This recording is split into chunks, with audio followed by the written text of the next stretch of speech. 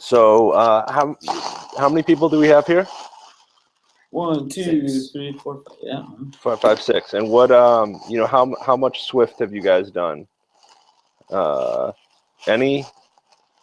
Just the basics. Like in the last couple of weeks, yeah, just looked at the docs, looked at the language spec. I'm speaking for myself, of course.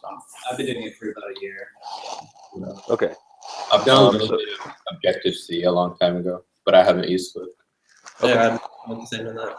So we'll just do like a very basic intro to Swift. I'm assuming you guys have all programmed before and put hands to keyboard. So this isn't gonna be programming 101. The goal is sort of just let's get a idea of what kind of makes Swift different and special, and where are the stuff that you're going to run into, and sort of the hang-ups that you're going to run into from a language perspective. Next time we'll jump into Xcode a little bit, and we'll talk about interface builder and connecting up your interface elements and just starting to actually use some of the the iOS APIs. But for now, let's sort of just talk about the language. So have you guys all at least done a little bit of reading on Swift? Yeah. I guess you guys could all just lie to me too, and I wouldn't really know any better. But so I'm just gonna basically open up a playground. If you haven't played around with Swift before, playgrounds are a great place to start. It's basically just like a scratch pad throwaway. If you've used like Python or Ruby or something like that, we have a REPL, read eval print loop. We don't have that in a compiled language as much. So Swift sort of playgrounds are the equivalent of sort of our REPL environment, and it's a good opportunity to just try stuff out. So you can see if you fire up a new one, we've basically got var string hello playground, and it's going to show the results here on the right. Can people see or? Yeah. It's really cool. All right, so a couple things about Swift.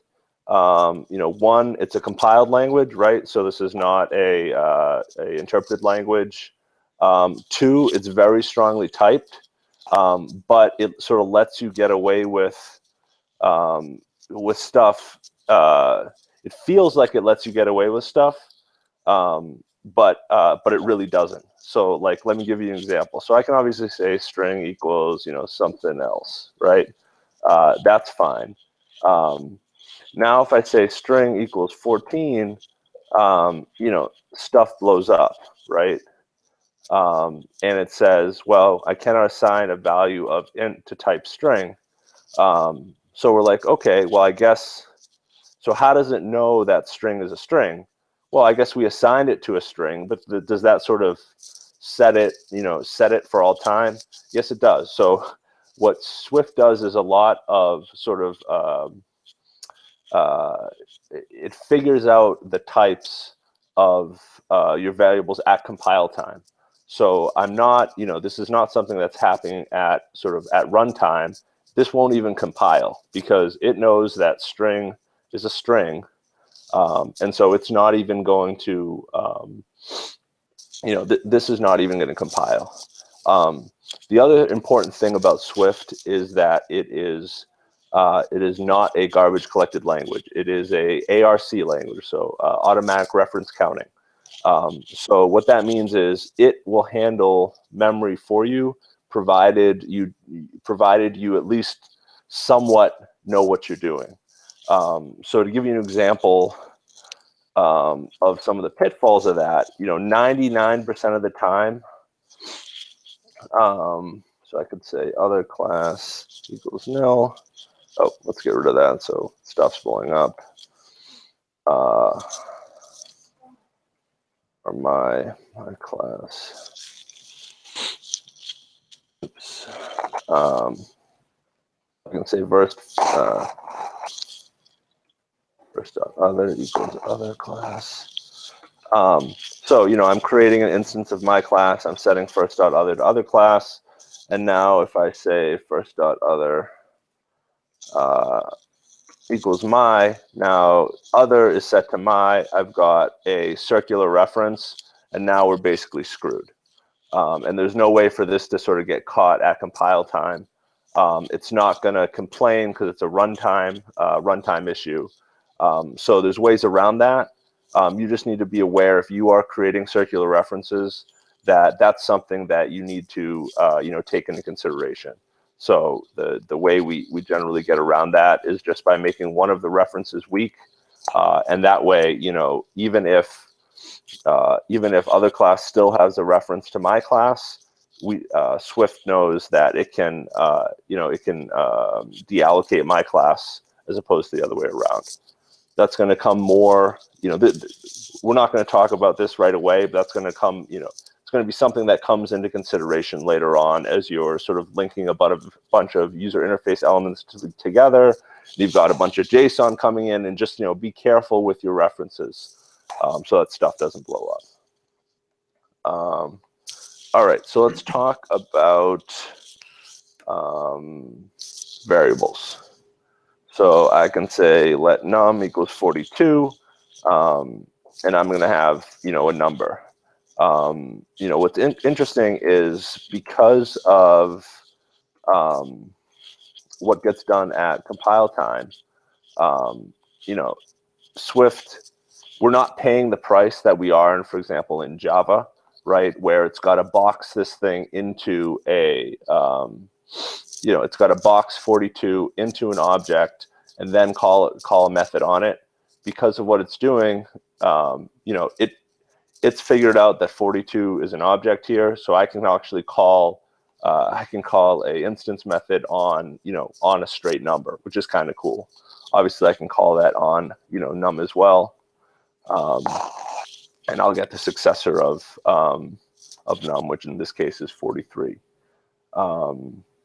So one other thing that I didn't mention, so I would say that Swift is probably the most cutting edge language when it comes to trying to meld the developer happiness focused world of, say, a Python or Ruby with the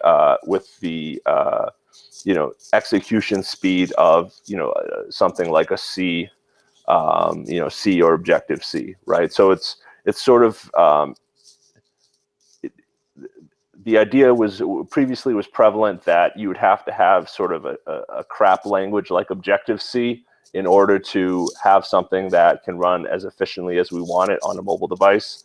The point of Swift, or the goal of Swift, is to say, no, we can have an extremely fast executing language that still makes you relatively happy as a developer. In order to do that, they're doing a lot of stuff that they're doing a lot of type inference and other stuff that is kind of advanced, is kind of cutting edge. The first version of the Swift compiler, would sometimes just sit there and churn for like half an hour as it was trying to figure out what the hell was going on. But it's gotten a lot better since. So if I say, I can say something like num.dynamic type, and this is going to show me what the type of num is. In this case, it's an int. All right. I can do, so let's grab a string. So I let string equals blah. So let's say I want to say string equals string plus blah. So I'm going to run to a problem. Why am I going to run to a problem? Because it's a constant. And Yeah. So let means constant. What's interesting is that doesn't mean that you have to assign it right away. So let's get rid of this. So I could say let string equals, let's str equals string. And I don't have to assign my constant right away, but I'm not allowed to reassign it. Others, right? This is going to blow up. So if I want, constants in other languages, the term is sort of like the weird crap you throw at the top of the header file that defines all your, your uppercase, definitions for like pi. In this case, constants are, basically anything that is, that you're not going to change the type of, which is probably a lot of your variables. Use let instead of var, because it's going to be, performance is going to be better because it lets the Swift compiler do some more optimizations. However, if we are going to modify, modify a variable, we do need to use var instead of let. All right. So, we can do string concatenation, kind of nice. So we can add strings together. So let's say we still have our num here. We can try to do something like this. Do we think this is going to work? No, right? Why? Because Swift is strongly typed. So we've got to figure, we've got to figure a way around this. So one way is to coerce this into a string, and we've got basically, we can add strings in, nums into strings. One of the nice things from the interpreted languages is also available. So like, let's say we want to say, num equals string plus something else. I can use this syntax that will coerce whatever this type is into a string and let me do, interpolation right in the string. So I don't have to have a whole bunch of, plus concatenation, which always looks terribly, terribly ugly. All right. So collection types. Swift does a great job with collection types. So again, even though we're talking about a compiled language, Swift has, array and dictionary or hash type that feels very much like what you might be used to in interpreted language. So if I want to make a list, item A, item B, C, I can do that. So obviously something pretty cool is going on here, because I created var and I assigned a list of items, but as we said, Swift is strongly typed, so it must have figured something out. So what do we think the type of my list is? An array of strings. Yeah. Right. So if I say my list dynamic type, it knows right away that I've got an array of strings, right? So let's say we throw something funky into the mix. I hate Xcode.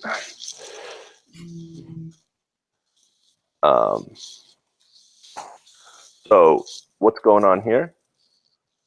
So what do we have now? It's a tuple. It's an array of tuples. Yeah. We have an array of tuples of what are they called? Unnamed or not? I can't remember if it's unnamed or anonymous. Basically, unnamed tuples of integers and strings. So as you can see, I can, as long as I'm consistent, I can create some pretty cool, sort of dynamic, informal data structures, which is what you're probably used to from the web, without, a whole lot of ceremony and a whole lot of syntax.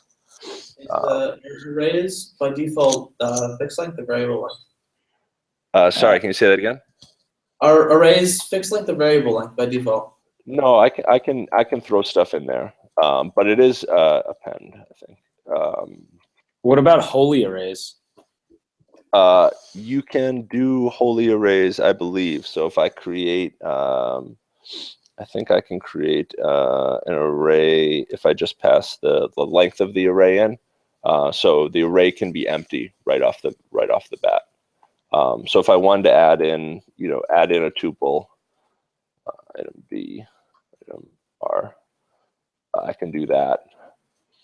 And now, now the item has been appended. But if I change this to a constant, I should get an error here, right? So fixed length.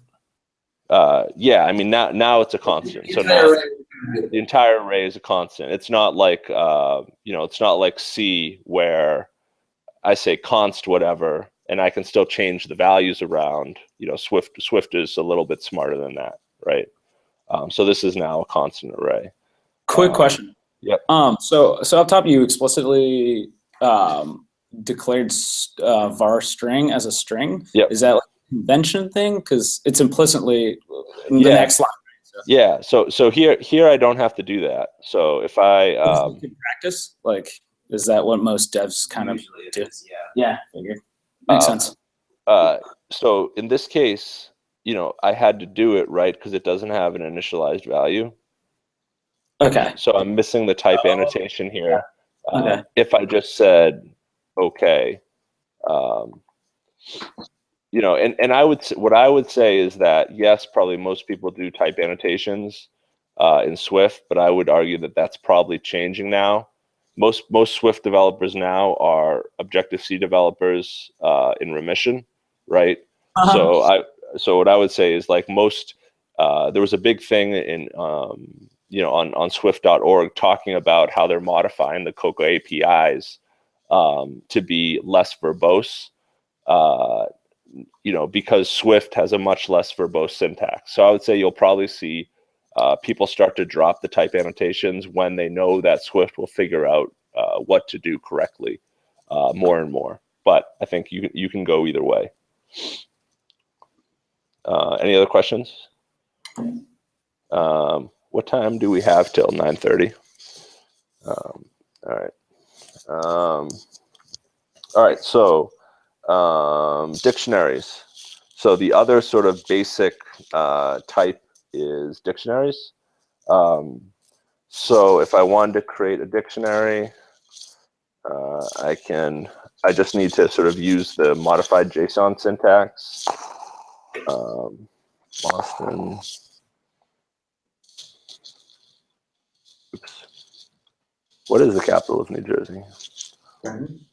Jersey City? Oh, yeah, that's right. It's like a pitfall. Jersey City, is it really? I can't believe it. No, I think it's Trenton. I was mistaken. I really don't know that. That one only works for Oklahoma City. I'm just gonna go home. That's Okay, it's not a geography. So I can. So now this guy.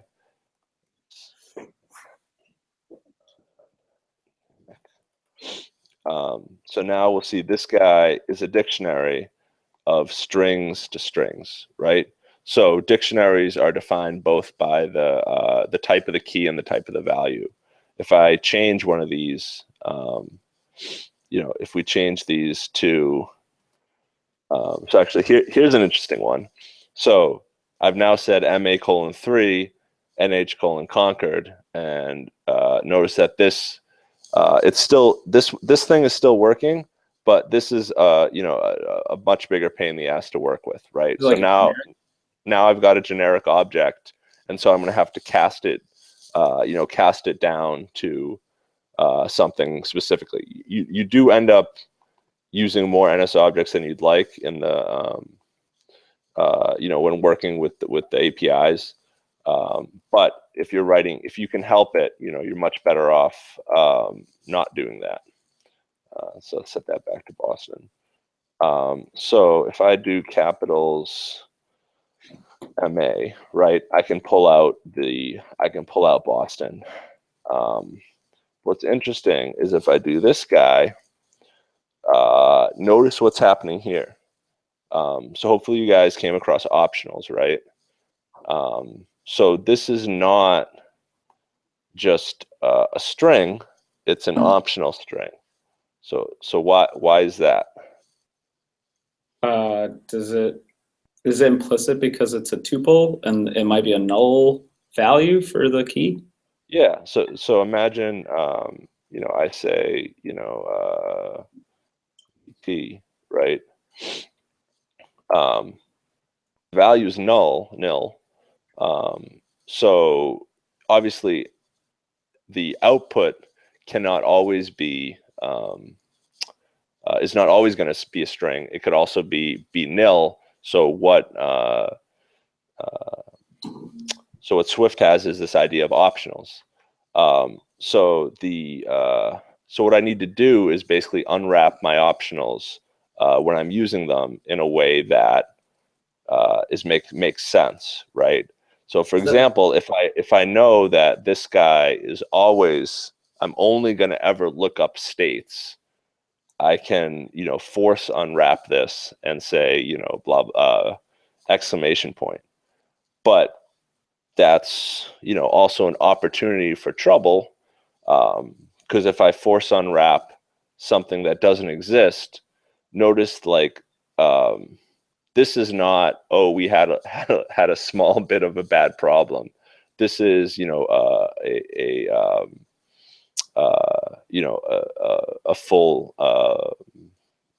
full crash, right? Basically, my code crashed and your app is now dead. So if strings are optional when you pull them out of a dict, does that mean that string is inherently non-null, or is string a nullable type? Well, there's two things, right? We've got strings and we've got string optionals, right? So a string itself is a non-nullable type. A string optional is a nullable type. Okay. Are optionals like more or less performant? Like, because I would assume why not just make everything optional? I mean, the reason you wouldn't is because you need to you have to do more work with it, right? Because you need special syntax now to figure out if you have a value. So if because I obviously can't do exclamation point, I can't do capitals, blah blah blah, bang, because that's going to blow up. So now I basically need to if let my capital equals that, then I now have extra lines of code that I need to write in order to access my value, right? And I need to be careful when I unwrap an optional, because I need to know sort of where my data came from. A lot of times you can say, well, I know that the interface is picking the names of the states, so I know I can force unwrap all these optionals. That's fine. But there's obviously situations where that's not the case, right? If the user can type in a state and you accept whatever state they type in, and you force unwrap it, it's going to blow up, right? Okay. So you'll see there's also a guard syntax in Swift too, but you'll basically see this if let syntax, which is what you need to use to to sort of safely unwrap an optional. You can also this would also be a pain in the ass, right? If every time you wanted to call a function on anything, you had to use this more or less 3-line let syntax, there'd be a lot of code, and you'd end up sort of with the nested parentheses of doom that you'll see in JavaScript, right? Yeah. So that what they have is I can use the question mark, which is a conditional unwrap. Let's go with it. So I can call basically methods now on let's see. I can call methods, instance methods on the unwrapped value, and it's not going to blow up even if it's nil, right? So if I say Vermont right now, this is going to come back as nil, but it's not going to blow to lowercase string is not going to blow up, right? So that's safer, but there's more overhead in just question marking everything. Yeah, I mean, obviously there's more overhead in question marking and everything. If you think about how what Swift has to do behind the scenes, right? It can't just when you've got a question mark, there's going to be additional, there's going to be additional bytecode it has to execute, or lines of assembly it has to execute. Sorry, what was that? And then that basically expands to that if let. Right. I mean, this we could write as, dot lowercase, right? This is just, syntax shorthand for it. I mean, you'll see stuff like when you're digging through a UI, you might see something like, well, this might return something, and then this might return something. But again, you'll very quickly realize the pitfalls, and you'll very quickly be extremely happy for for this basically conditional unwrapping syntax, just because it's gonna, it makes the code nice and succinct, but you can very clearly see the intent of the code. So it's like, oh, if this element's not here, then don't worry about it. But otherwise, I want to call out or do whatever. All right. What else? Where does the guard syntax come into play then? That's pretty new. So the guard syntax is just the reverse of the let syntax, and its goal is like if I've got a function, func whatever, string.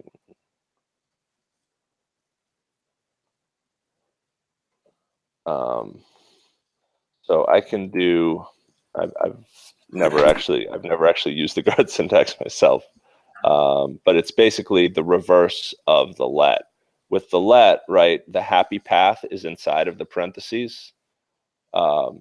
So what you end up with you end up with a happy path that's super nested, in a whole bunch of parentheses. Whereas the guard syntax is more lets you early out, the other way around, right?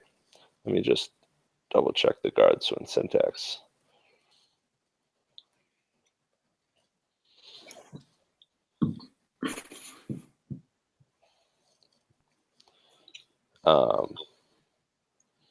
Right, the else is the thing. So I can do,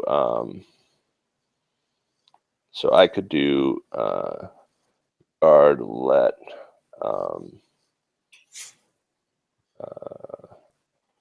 equals val else. So let's say I wanted this guy to return a string. Say bad, and then I can do some more. I can do some more work here, and this is the happy path now, right?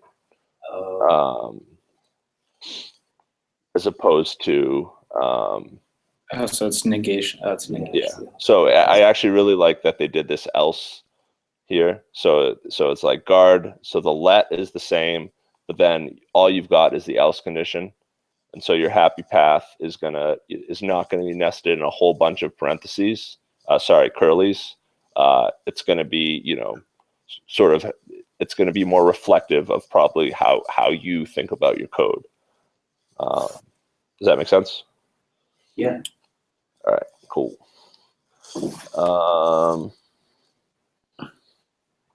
right, and then there's a bunch of different shorthand syntaxes for for creating.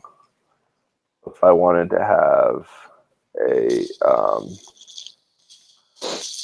a dictionary that had strings for keys and integers for values, I can use this as the shorthand syntax as opposed to dictionary string comma int. And this is just the empty dictionary. But if I use this, and now I can do new dynamic type.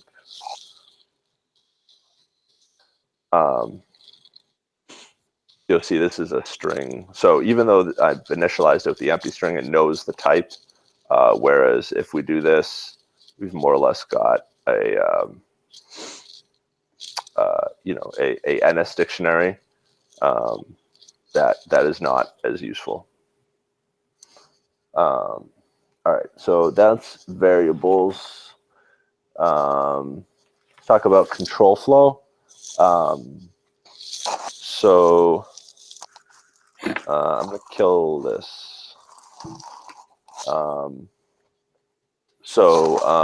Standard if statement, x equals 2.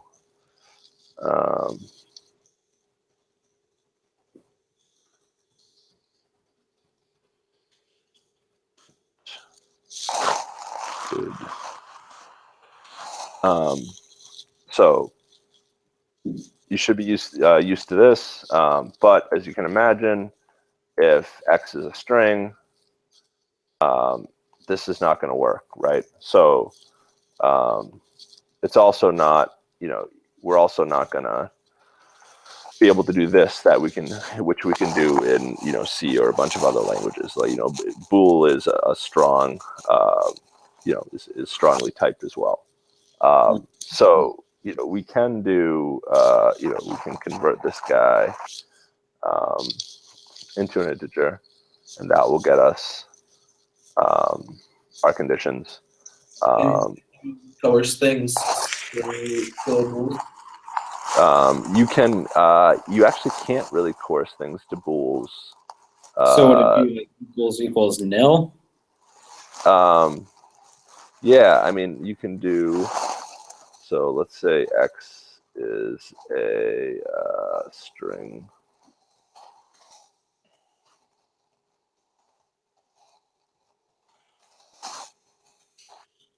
That is fine, right? Okay. What was I going to say? It's gone. All right. Oh yeah, you can. Again, this is a language designed to be friendly, so I don't have to do any string comparison or anything like that. I can use a standard, equals for comparing strings. Obviously, I've got an else condition, and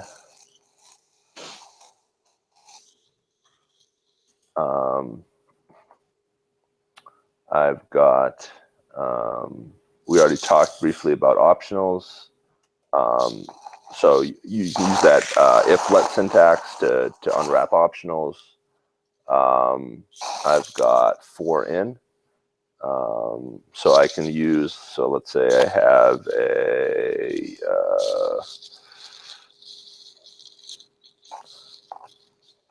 I've got an array. I can use the for in syntax and do something. So total. You don't even have to let, or wow, that's awesome. Yeah, so that's an implicit let, but it's a constant, so I can't modify it.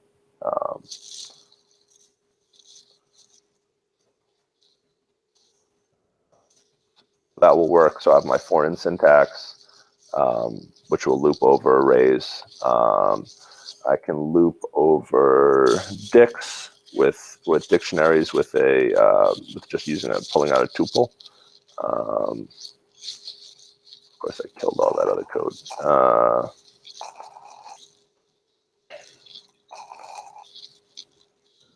Let's see. Let's do this again real quick.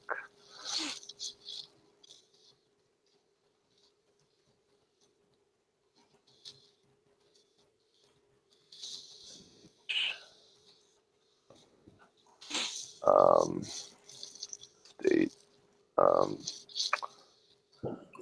capital in capitals. Print state.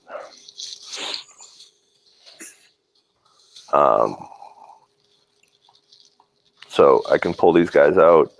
If I'm not using this guy, I think I can just underscore him. And so I'm sort of telling Swift that that's that, you know, don't worry about that that value. I want to pull it out of the tuple, but I don't need it. You can't. When you do the 4 in, those are also immutable. You can't change those. Yeah, I can't change. You can't alter the value in the. If you wanted to alter a value in an array, you would have to do manual for index I in blah blah blah. Yeah, I don't think so these are basically getting set. These aren't the actual values. These aren't the actual values in the array. The references to the values in the array, they're getting pulled out of the array as constants. So I can't say this. I think this is going to yell at me. So left side of mutating operator is immutable. State is a let constant, right? So it's, you know, these get pulled out as constants. If I wanted to modify them, I could do that.